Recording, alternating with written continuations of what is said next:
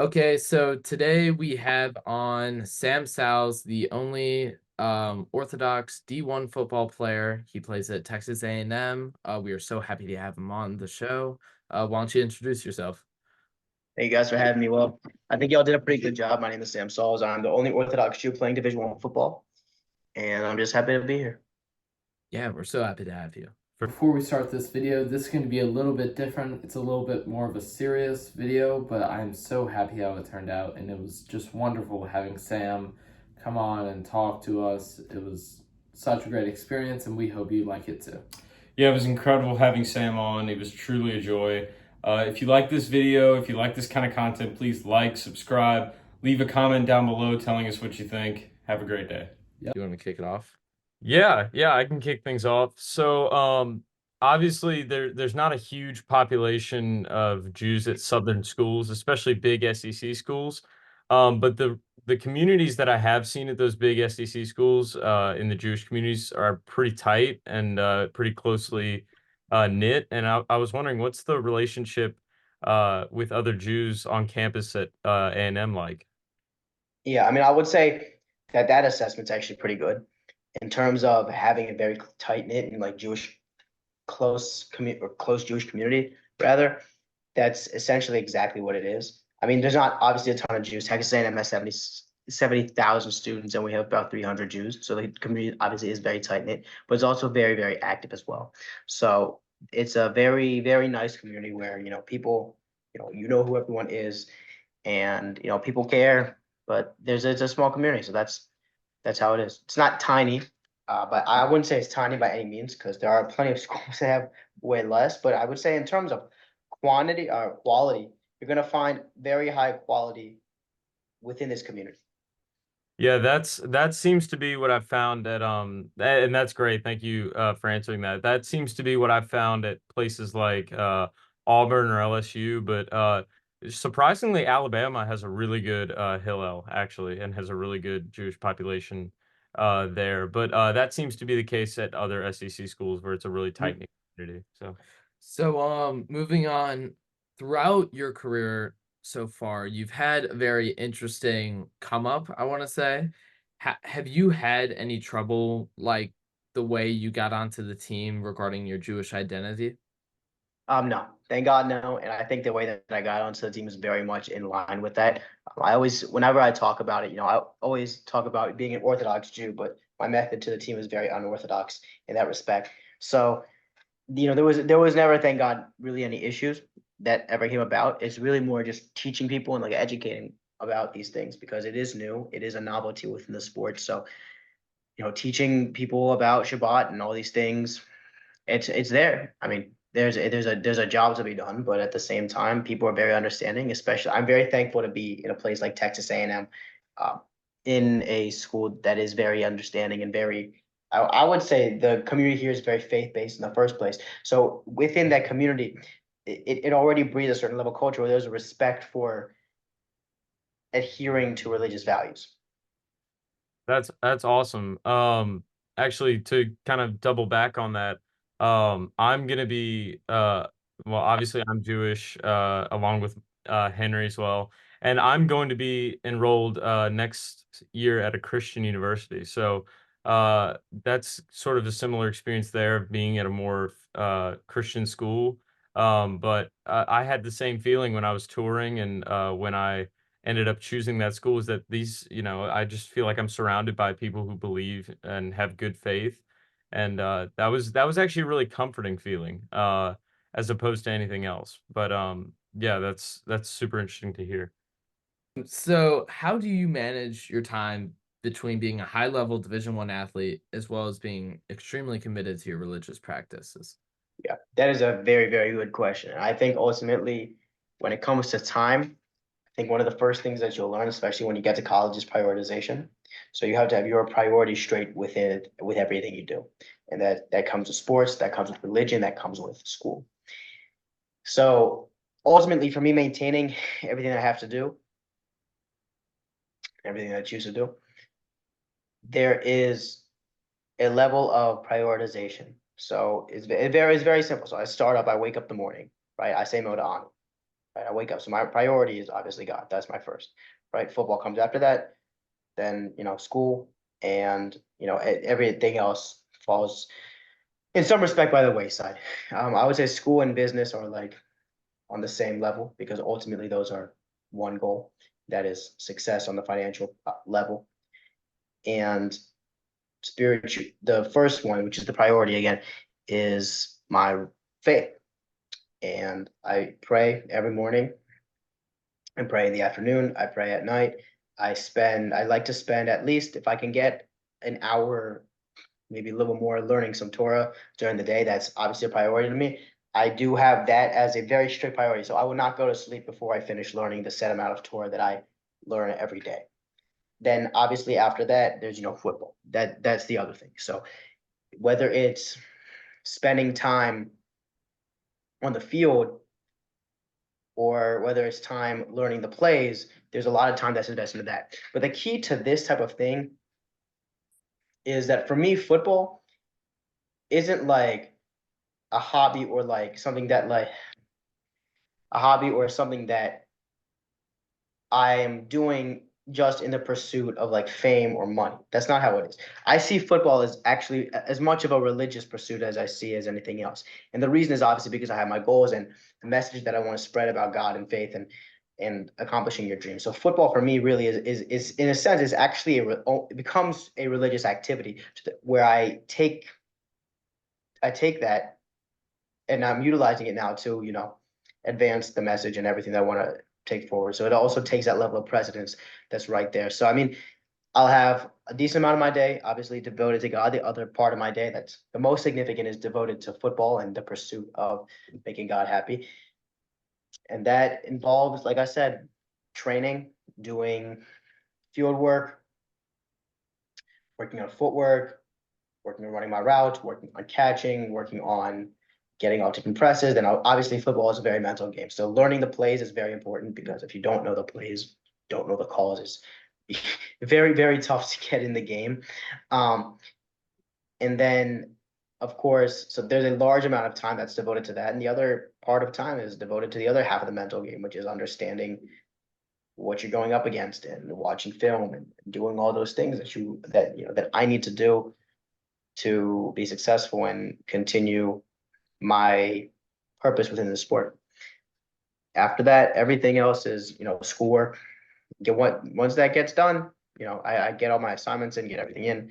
I'm not gonna say that it's not an important thing because schoolwork obviously is an important thing. I'm first and foremost a student athlete, so my grades obviously have to be good. And to be at a school like Texas A&M, which is a competitive top 100 school, again, grades do have to be good. So it's an important thing. I'm not saying it's that, but obviously with the two things where I see purpose and God, that's obviously about that. And then obviously after all those things is the social aspect of school. For me, I'm a very social person. I I can't stand like being in an area alone or like without anyone to talk to. I've always been that way. But in terms of like social life on its own, that's at the bottom barrel of my priorities. And that is the one that takes typically the biggest hit. So typically my days really don't revolve around anything regarding much social life in a sense. Whereas like social media, I work on that in terms of like, a business and a purposeful side where I have to make content and I'm posting stuff to I hope inspires. And then the other half is obviously working on my own skills because I do go and speak publicly. But again, in terms of social stuff, and that doesn't mean like I'm trying to scare anyone, but that's just me. That's how I break up my day. So that stuff just typically tends to fall by the wayside, and that's just how it is. Right, and I feel like you serve as such an important symbol to young Jewish athletes right now, and even videos as you've made where you showed your day in the life and all the balance you do with your religion and your football. I mean, it really goes a long way for young Jewish athletes, and I hope you know that. It's I gonna appreciate that. I appreciate that. That's again, you guys are always on my mind when I'm working and when things get hard, when things are good. That's it's purpose. So when you guys and when other Jewish athletes, they and even other other teenagers, other Jewish kids, either been non-Jewish kids, to gain a bit of inspiration. That's why I'm here, and that's ultimately fulfilling my goal. Absolutely. Um, I want to double back to a point that was made earlier, and now I'm kind of remembering the question I was asking. How did your teammates sort of receive you at first, and were they curious, like in a good way? And I'm just curious as to how that was. Yeah, so I always like to bring this example because this is like, I would say, probably the most wild timing with how everything is. But then again, there's nothing random when it comes to this. But I made the team halfway through the season last year, which was right when like Kanye West and his whole controversy was heating up. And that was also right when they dropped Power from being our walkout song. So they dropped that. Had nothing to do with, I'm just putting that out there, had nothing to do with me. I'm sure there are people who would like to speculate that. Has nothing to do with me. The reason they dropped that was nothing to do with me. But I did show up right after that happened. So all of a sudden, a lot of people in the Jewish community knew about Kanye West, but not a lot of people outside the Jewish community knew like what he was saying until later on. So here I show up, my teammates are curious about what happened with Kanye, and it was just really more like, well, now I'm explaining this, and it wasn't like out of like there wasn't any animus towards me or anything like that. It was more just curiosity because people just genuinely didn't know what was going on with Kanye and all the anti-Semitic stuff and stuff like that. But my teammates you know, have received me incredibly well. I'm very grateful to have them. And I've always said this in every interview, but they really do treat me like a brother. I mean, they hype me up. They're there for me. Like that. And most importantly, they also understand and respect what I do. I think that's a really important thing. I mean, you know, when you have a teammate that's, not there for, ostensibly half the games a season, who's, there, who is doing other things in respect to like, so sometimes I'm fasting and I can't practice, but I'm there. I'm at the practices. When you have a teammate that has these unique aspects, but at the same time you find it to I'm trying to think of the right way to say it. They aside from the curiosity aspect, they've just been amazing. I really can't say anything else. I mean, like even when I walk out, in third quarter, they think it's cool and they respect it. And I mean, even when for like we finally have a game that's after Shabbat in the season, everyone kind of like gets excited that I'm there. So I've been very blessed for all the teammates that I have. I love my teammates. That's just that's just how it is. I do see them as brothers, and I really can't say anything else. That's amazing. That's awesome to hear. Yeah. So coming onto the team in like through high school, your come up is very interesting, having no organized football experience from what I've read. How did you manage to get to the point where you are in your football career? Yeah, that's a really good question, and the answer to that is both really simple and really complicated at the same time. The simple aspect of it is that it was God. It was like, I mean, I put in the work, but God really did the rest. On to examine what happened though was that I trained every day outside of the facility of our team, and I decided to make myself known to the head coach by going to his radio shows. And within all of that, I was given a chance. But ultimately, nothing I have comes from, I would say, myself. I would say that I put in the work that I had to do. I did go out on that field and I did, go and create connection with the coach. But everything else and everything is really from God. My, a lot of people think about, yeah, God maybe put me in a place, but that's not just the case. I have the ability to walk and to run, athletic ability, who gave me that ability, right? I have the thought process and I was granted the intelligence, I would say, to figure out that in order for me to go about this route, I would have to go through an unconventional way. And I was gifted with the grit to go out on a field every day for 9 months and practice. I was granted, I was given these things by God. And that's why I always say that's the short answer, because the long answer I can talk about on a podcast all day, about my process, what I did, what I ate, and what was going through my mind. But at the end of the day, to understand why I'm even here and standing, I mean, it's all from God. And that's how I got here. Yeah, that's awesome. Would you say, and I think something that I'm struggling with honestly is I run a lot, and I'm a big runner. I run cross country and track, and I think the way that I've been trying to approach my races as of recent is just from a sort of from a direction of like love and gratitude, and just like come at it from a place of like I love the people that have gotten me here. I love, where I'm at right now. I'm happy to be where I'm at.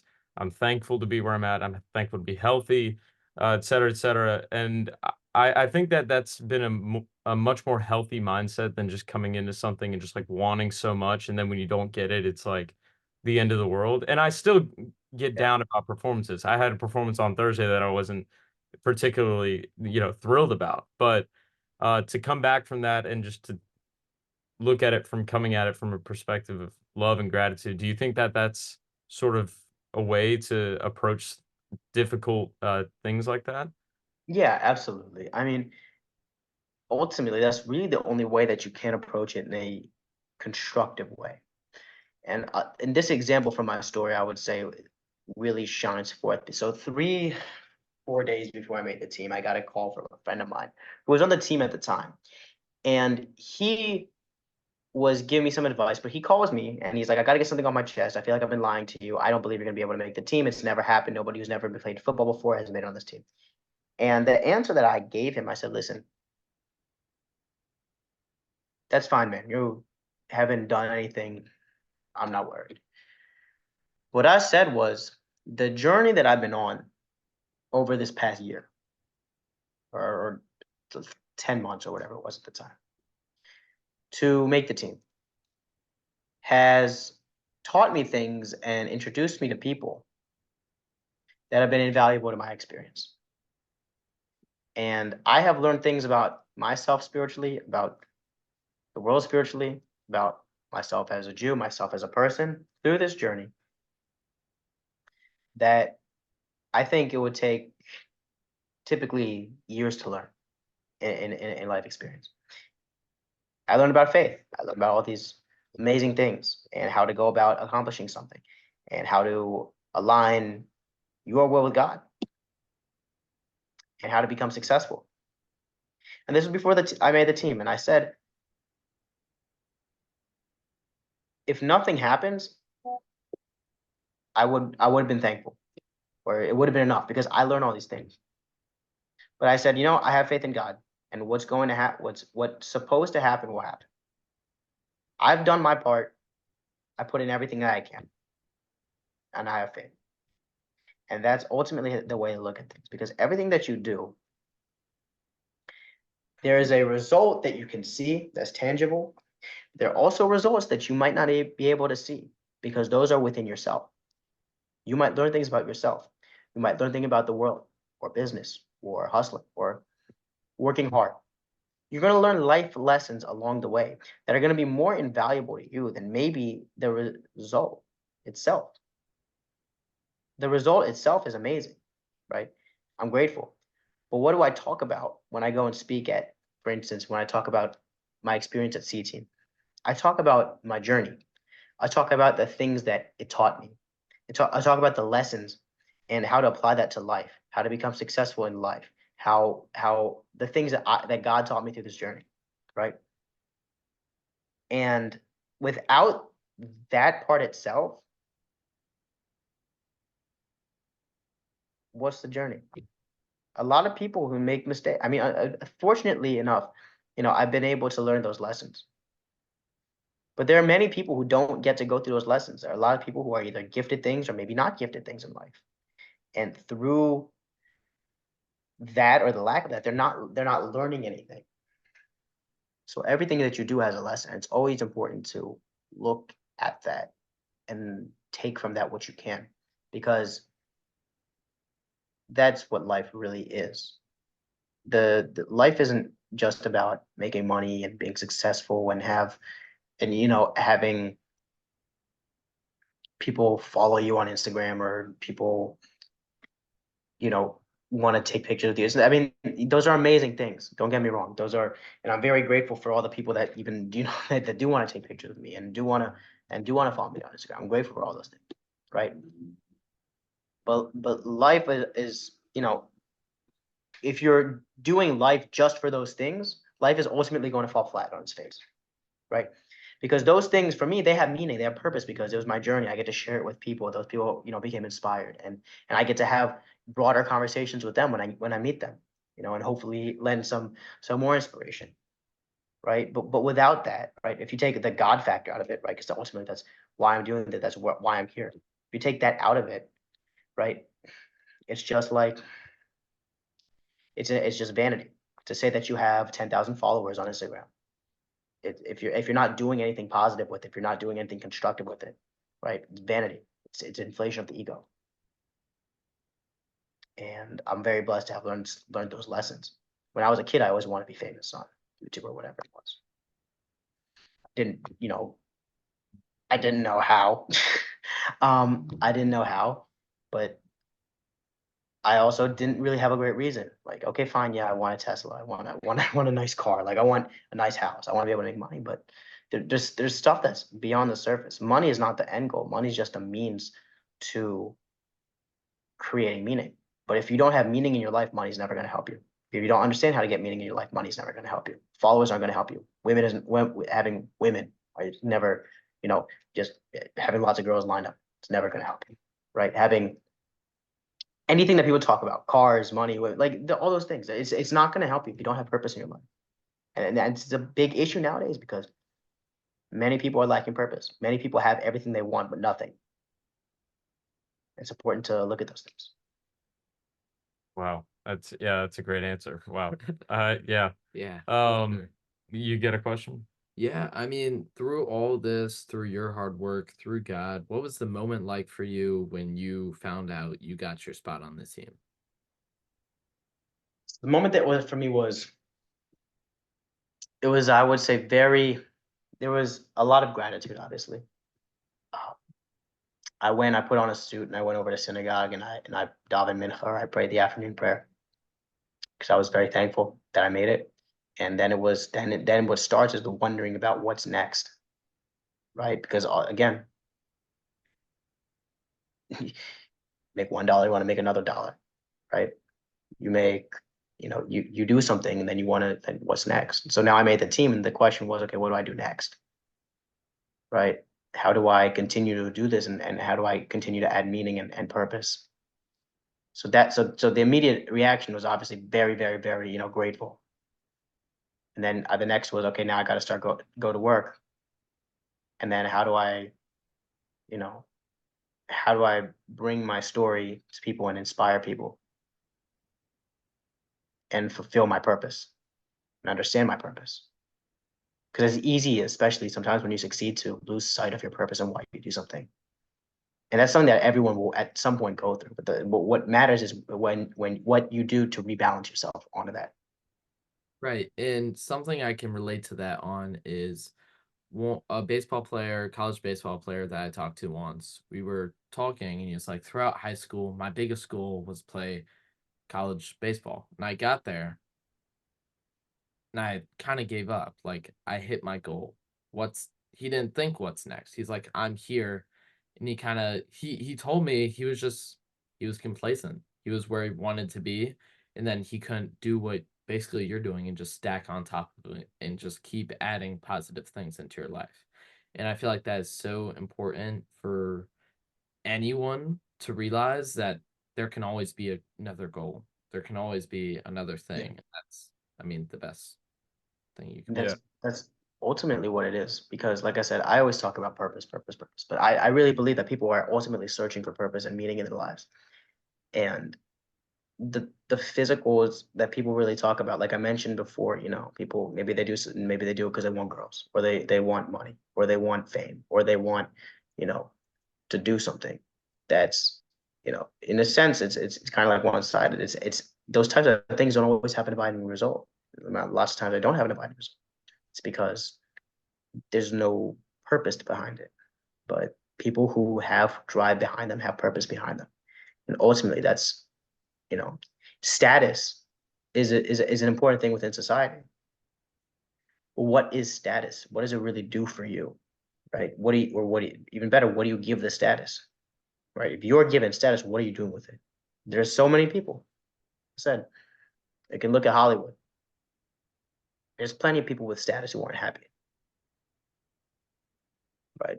So the question you got to ask is why.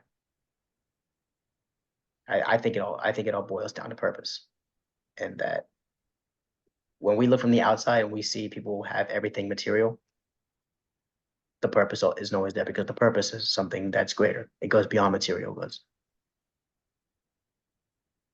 Awesome. Yeah. Do you You want to end it off? We got time for one more question. we got time for one more. All right. I have a fun one. So is there a really good Israeli or Middle Eastern spot in College Station? Is there good because I will say Henry and I are biased. We live across the street from arguably one of the best Israeli spots like in the entire country. Like it's literally out the block that way, like 50 feet, or like it's not far. So are there any good Israeli or Middle Eastern spots in College Station? Yeah, I'm going to be bold with you guys. There's no Israeli food here. The closest thing we have to Israelis are like, yeah, we don't really have.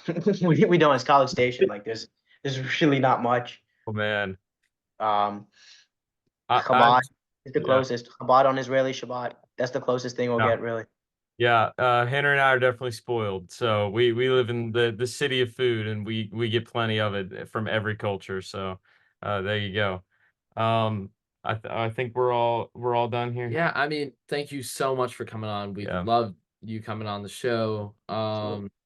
absolutely. Everyone up here will be his Instagram, and so y'all can go follow him. He makes really great content on his entire journey through God and football. And yeah, thank you so Yeah, much. Sam. Really It was appreciate you. it was a pleasure to get to know you, Sam. Likewise. Thank you guys for bringing me on. Absolutely.